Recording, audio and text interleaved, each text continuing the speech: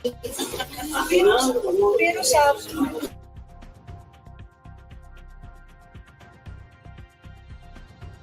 lagi pinupost.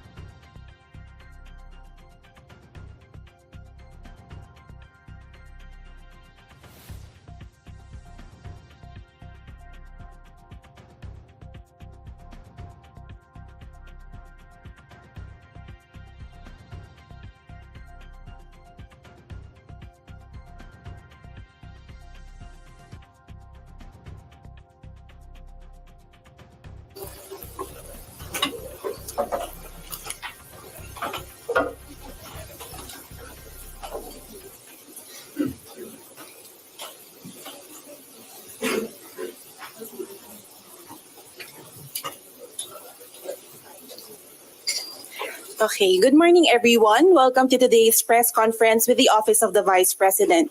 Today we have Assistant Secretary Sir Lemuel G. Ortonio, Director for Operations Director Norman Baloro, Chief of the Disaster Operations Center Sir Amard Eje, Chief of the Budget Division Attorney Kelvin Teñido, and the Chief of the Legal Affairs Division Attorney Emily Torrentira.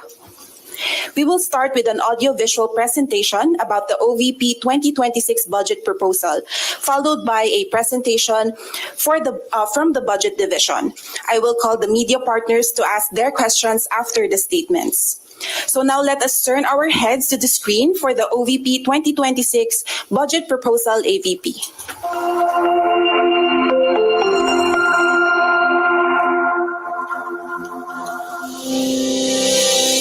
Behind every milestone are the stories of countless Filipinos whose lives have been touched by the Office of the Vice President. We are committed to bringing tangible change directly to those who need it most. Recognizing that peace is built on hope and opportunity, the OVP made the strategic decision to bring its Pagbabago program to Patikul Sulu, a former battleground. Mahirap talaga noon. Karanas kami sobra. Pati yung maghanap buhay, sobra talaga ang naranasan namin. Pero iba na ngayon. Maganda na yung sitwasyon natin ngayon. Nakabalik na kami dito. By providing students with the tools they need to succeed, the OVP empowers them with a sense of dignity, inspiring them to learn and giving them a renewed sense of hope for their education and their future. The Pagbabago campaign is a two-pronged investment in our future. We have distributed over 400,000 bags and planted close to 1 million trees across the country. Our operational excellence and financial discipline ensure every peso counts. The women of Barangay Adia received a 150,000 peso grant and generated a remarkable profit of 102,000 pesos in just 4 months.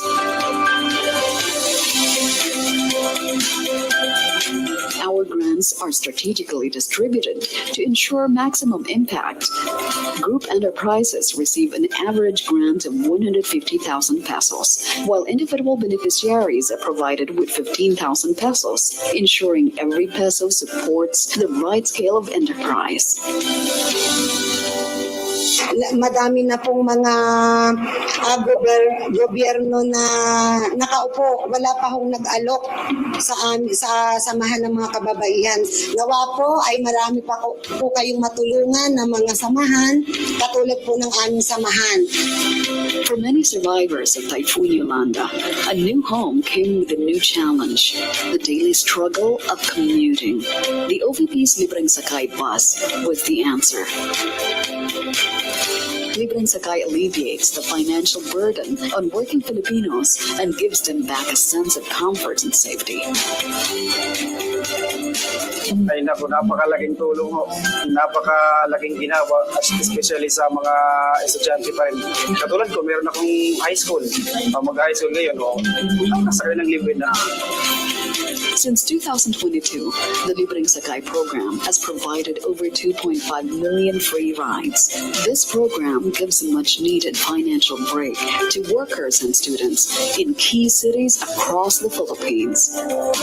The OVP launched the Janaza Kit initiative in the Bangsamoro Autonomous Region in Muslim Mindanao. This tailored support provides essential items for Islamic funeral rites, ensuring cultural sensitivity is a cornerstone of our service, providing dignity during a time of grief.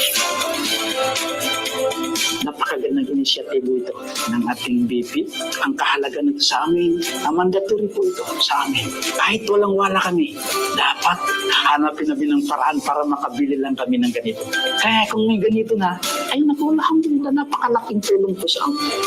Kasi po kami maghihirap.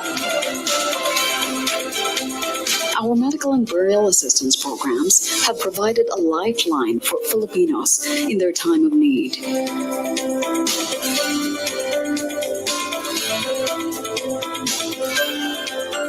Our presence on the ground is a promise to the people, ensuring vital services are delivered directly where they are needed. The OVP's Disaster Operations Center has assisted over 369,831 families in their most vulnerable moments.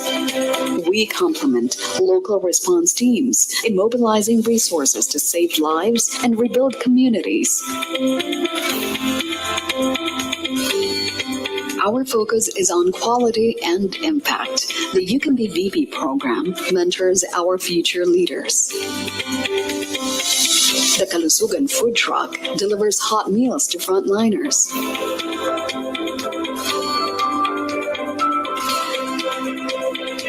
And our RISE program provides food security to families in crisis.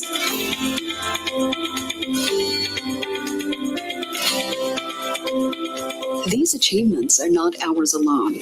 We work hand in hand with government agencies, LGUs, NGOs, and the private sector, leveraging resources for a broader, more sustainable impact.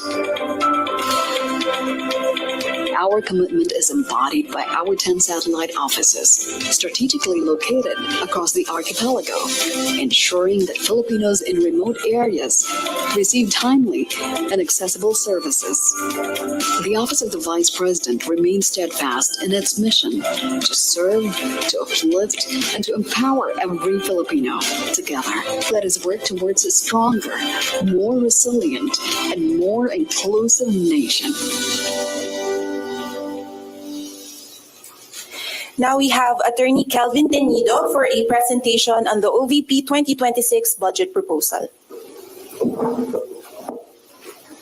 Good morning, everyone. We are pleased to share the highlights of the OVP budget under the FY 2026 National Expenditure Program, or the NEP.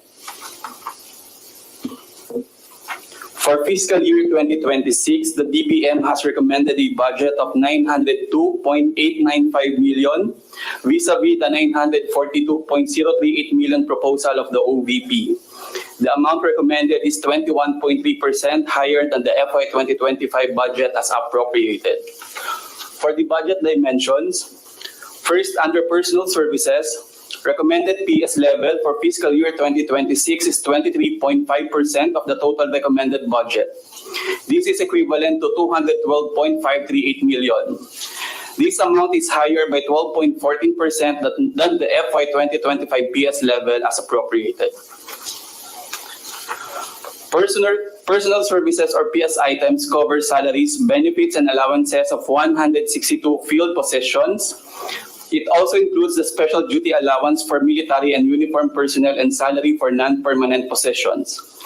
The total PS, including the RLIP, for fiscal year 2026 is 212.538 million.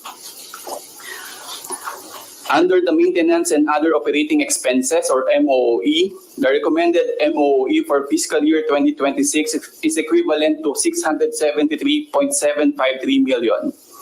This amount is 34.96% higher than the FY 2025 level. OVP's MOE under the FY 2026 NEP comprises 74.62% of the overall proposed OVP budget. For the highlights, allocations for supplies and materials as well as financial assistance or subsidies are intended for goods and grants that will be directly received by the OVP target beneficiaries or clients.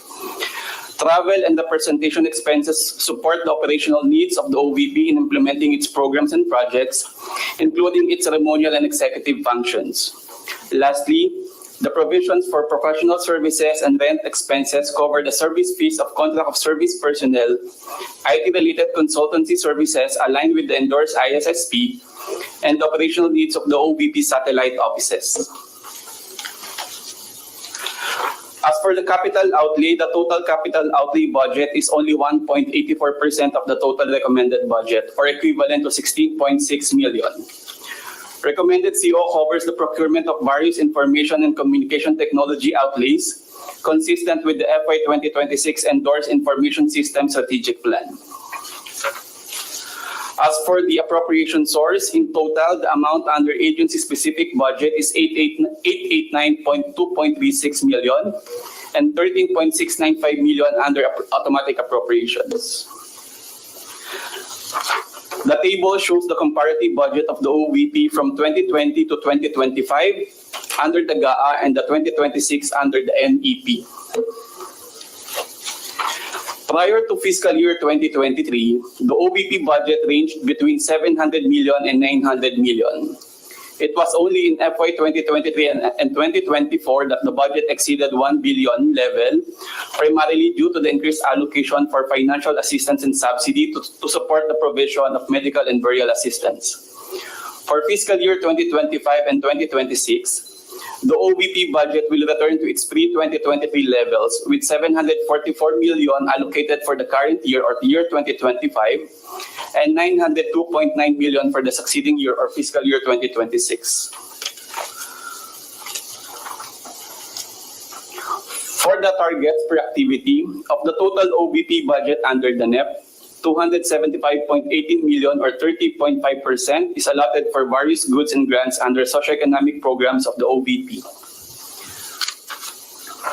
For the accomplishments, as the second highest office in the land, the OVP aims to promote the welfare of every Filipino in line with its vision to create lasting impacts on the lives of every Filipino through its socioeconomic programs and services. Presented are the different programs of the OVP since 2022. For 2026, the OVP maintained these programs except for the Medical and Burial Assistance Program. The 10 satellite offices and 1 extension office continue to operate in key areas in Luzon, Visayas, and Mindanao to provide Filipinos with immediate access to the services offered by the OVP. In Luzon, we have Cagayan Valley Satellite Office, Pangasinan Satellite Office, and Bicol Satellite Office. In Visayas, Cebu Bohol Siquijor Satellite Office, Eastern Visayas Office, Panay and Negros Island Satellite Office, and in Mindanao, Caraga Satellite Office, Southern Mindanao Satellite Office, Western Mindanao Satellite Office, and BARM Satellite Office. We also established an extension office in Tondo, Manila. Last year, the OVP has continued the implementation of its flagship programs. With a target of 1,013,620 beneficiaries for the year, a total of 1.780079 individuals and groups were served. Also, 470 partnerships with government agencies, CSOs, and medical institutions, and other external stakeholders were established and strengthened. Likewise, the OVP successfully implemented 99% of all planned projects.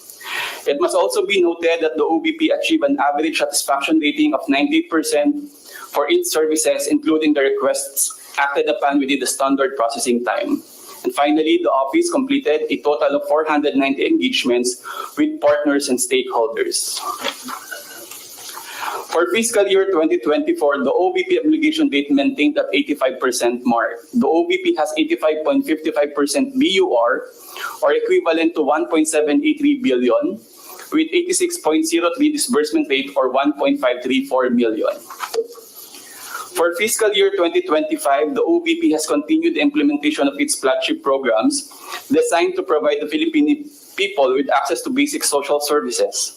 With a target of 1.047935 beneficiaries for the year, a total of 595,700 individuals, or 57% of the target, were served across all OVP programs and services during the first semester. The OVP has also established 242 partnerships with government agencies, CSOs, private sector entities, and individual stakeholders to support the development and implementation of its various initiatives. Notably, the OVP successfully implemented 100% of all planned projects encompassing activities such as social preparation, technical assistance, and program implementation. Further, the OVP achieved an average satisfaction rating of 97% for its services, exceeding the target of 90%. In addition, the office completed a total of 770 engagements with partners and stakeholders, further strengthening collaboration and support for its programs. For fiscal year 2025, as of June 30, the OVP has 756.33 million total released allotment and a continuing appropriation equivalent to 147.1 million, totaling the available allotment for the year to 900.43 million. As of the same period, the OVP has obligated 34.3% of the available allotment received, equivalent to 309.7 million, and with a disbursement rate of 66.8% or 206.8 million. The OVP's mid-year utilization rate remains consistent with the previous years. Although the current year is 34% fall short of the mid-year target, the OVP is confident in maintaining an obligation rate above 85% by year-end, as has been achieved in the prior years. As a final note, the OVP holds a distinct position in our bureaucracy. As the second highest office in the land, the OVP carries out functions that complement the work of other government agencies while advancing the well-being of the Filipino people, with a mission to deliver efficient, accessible, and responsive public services. Our work resonates at the core of our nation's welfare and progress. Thank you and good morning. Thank you, Attorney Calvin. For our first question, we have Jason from SMNI. Hi, Sir Jason po ulit ng SMNI. First question po on the 2025 programs. Kumusta po ang pagpapatupad ng mga programa ngayong 2025 given na limited lang po yung budget ng ahensya? And have all the funds already been exhausted, or are there still remaining resources po to sustain the programs until the end of this year? Okay, good morning, Jason. The first question on the implementation will be answered by our Director for Operations, Norman Baloro, and on the utilization, it will be answered by our Budget Chief, Attorney Calvin Tenido. Thank you, Asikim. Well, for most, sir, we would like to inform the public, especially the Filipino people, that the flagship programs of the Office of Vice President are well implemented effectively and efficiently all across the country, especially in our 10 satellite offices. Not just to brag, sir, but there are a lot of people already, being felt already the programs and services of the Office of the Vice President. So all of these programs, again, are well implemented on ground, and this is with the support of the satellite offices all across the country. For the utilization, as mentioned earlier, as of June 30, the obligation rate of the OVP is 34.3% of the available allotment. We make do of what we have in implementing the programs, and we commit to deliver the services that the OVP has started since 2022. Thank you. Sir, second question on the 2026 deliberations naman po. What challenges do we expect to face during the process? Do we anticipate encountering the same issues such as confidential funds being tackled again, at paano po natin ito pinaghahandaan? Okay, again, thank you very much, Maing Buntag, Jason. So, on the question, the OVP is currently preparing for the budget hearing for tomorrow, and we are ready to answer any questions that will be asked of the team for tomorrow. So, we are collating all the necessary documentations for us to be able to properly defend the proposed budget of the OVP. Pero expected natin, sir, yung confidential funds matatakil kahit wala naman kayong request. Again, we will try to answer all the questions that will be asked tomorrow of the OVP. We are preparing. Wait lang po. Thank you, Asik. For our next question po muna, we have Jed from UNTV.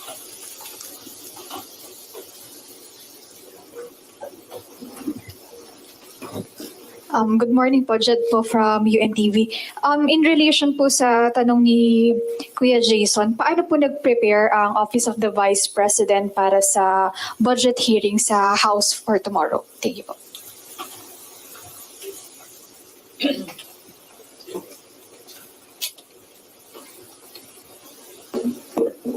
The OVP, through the budget division and in coordination with the other divisions of the OVP, has consolidated all the reports submitted. We reviewed it, and we also considered the possible questions to be raised to the OVP. Next question po. Do we have an idea if VP Sara will go personally po sa budget hearing sa House tomorrow? In relation to the attendance of the Vice President to the budget hearing tomorrow, she has not yet provided a final answer if she will go to the hearing or not.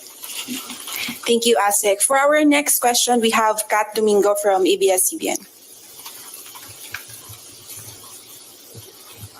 Good morning, Sir. Katrina Domingo from ABS-CBN News. Hot topic online nowadays is the travel expenses of the Vice President. So far, under the 2025 budget, how much has the OVP spent for the Vice President's trips abroad?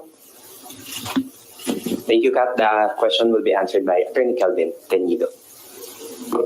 For 2025, around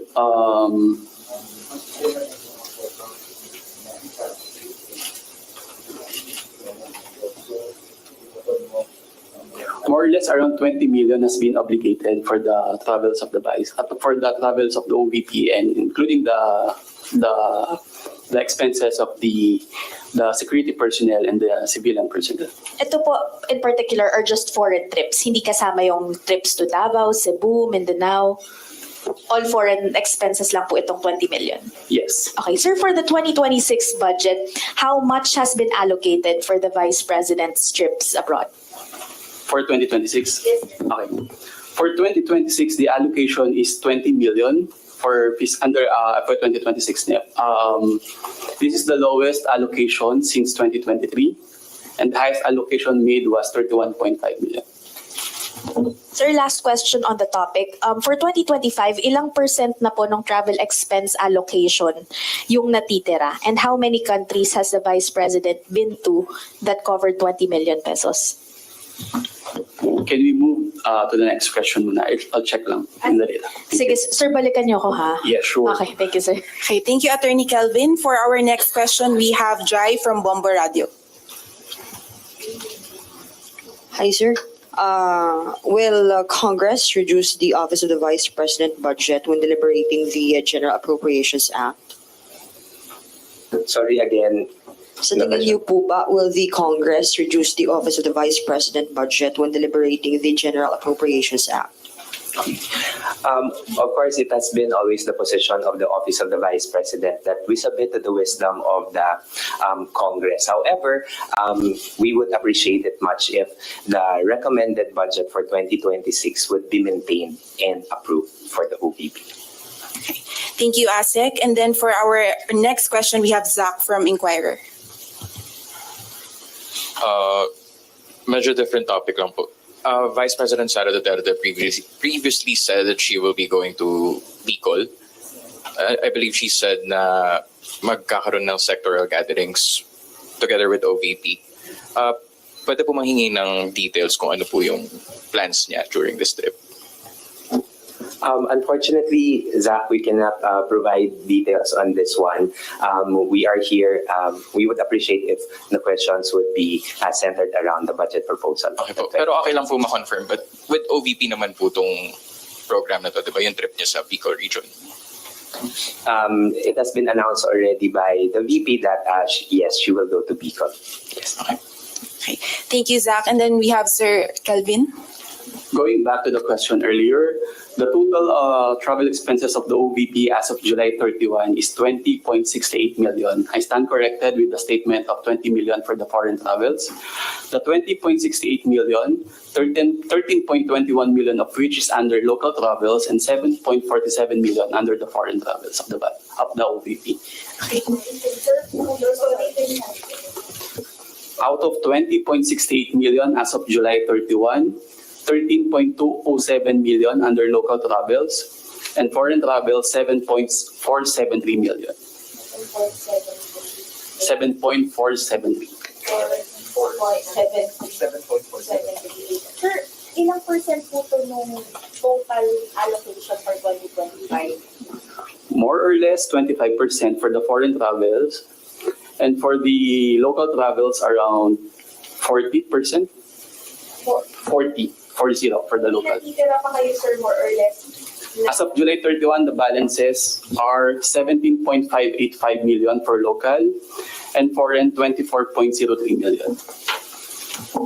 Sir, paulit yung foreign, sorry. Balance for local, 17.7575. Balances as of July 31, under local travel, 17.585 million.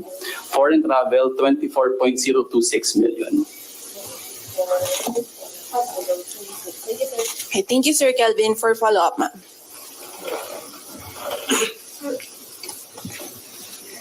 Good morning po. Belia Carriazo from the Philippine Star. Sir, based dun sa a record ng media, at least 13 foreign travels na tama ang nasa listahan ni Vice President. And can you identify these countries? Sa katuloy po ba yung sa Nagoya and yung sa Tokyo this September 20 and 21? Okay, thank you, Ms. Bella, for your for the question.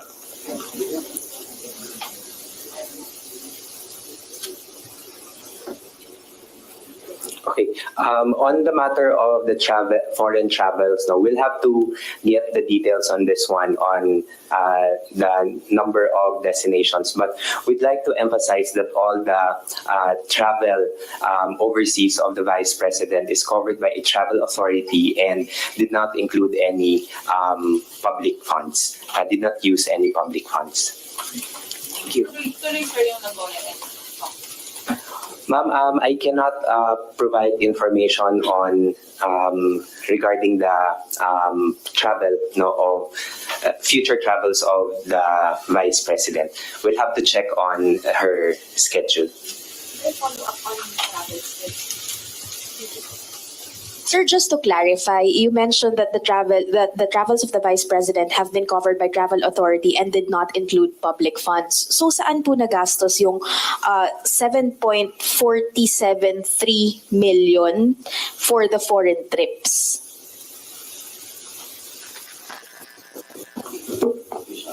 The 7.47 million was utilized for the security personnel of the OVP and including the close-in or the civilian personnel. Tama po ba na so far, every time na magta-travel si VP Sara abroad, ang covered niya po is her personal expenses as well as her family's expenses. But as for her security, that's still under taxpayers' money? Yes, under the OVP fund. Under the OVP fund. Thank you, sir. Okay, we have follow-up from Rappler. This is still about the budget. Yeah. Hi po, I am Bons Magsambal from Rappler. Sir, I saw sa presentation kanina that the Pagbabago campaign will be allotted 100 million. So will 2026 Pagbabago campaign still include ang Kaibigan book by VP Sara? And how much budget is allocated for this? To answer the question, we don't have the Kaibigan book. We still have maintained the Pagbabago bags, the dental kits, and the school supplies for the 100,000. And that would bring around 200,000 bags for the 10 satellite offices all across the country. Sir, what triggered po yung removal ng ang Kaibigan book doon sa Pagbabago bags, of course, which has been criticized in the previous years? Okay, so we took note of the comments and recommendations of the Congress during the budget deliberation of the OVP last year. So we took note of that.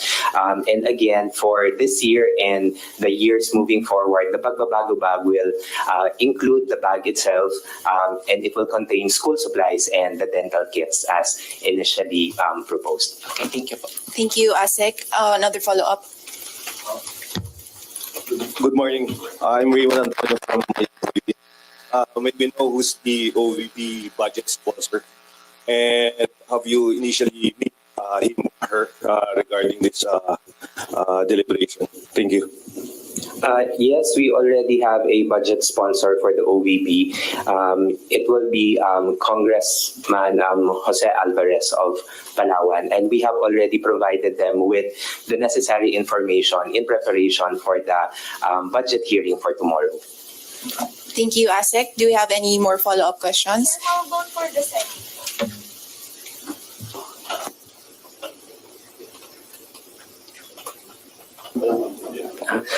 We are yet to receive confirmation coming from the Senate, but then again, we are already preparing for the submission of the necessary documents for the Senate budget hearing. Okay, thank you, Asek. Kat, for follow-up, please. Sir, you mentioned there was a decline, a dip in the request or the amount of travel expenses or travel allocation for 2026. What was the wisdom behind that decision to lower that allocation for next year? Usually, it's the absorptive capacity of an agency. It's a standard protocol for all the agencies. I think the BBM applies the same for other agencies. Sir, just to clarify, is it not because it's an election year this year and it's not an election year next year? Actually, we consider the election year in crafting the budget, but for this specific item, no. Okay, thank you. Next question.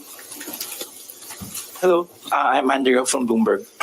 You mentioned that your budget proposal was higher than the one that was given to you. So, nabawasan po dun sa NEP. Ano po yung mga hindi na-grant na allocations? There is an ISSP, or the Information System Strategic Plan. A portion of those proposals were not included or were not considered in the NEP. What is the ISSP for? It's the IT infrastructure or the systems of the agencies. And then, how will your operations suffer? Or we reprioritize our needs based on our endorsed ISSP, just to fit in with the amount given to us.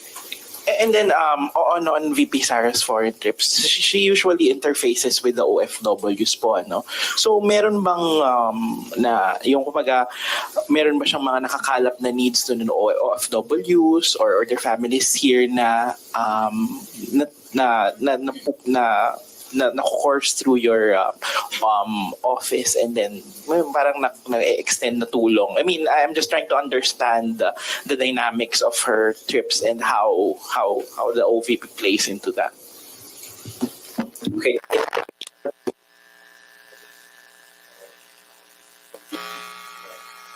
Yes, we do acknowledge the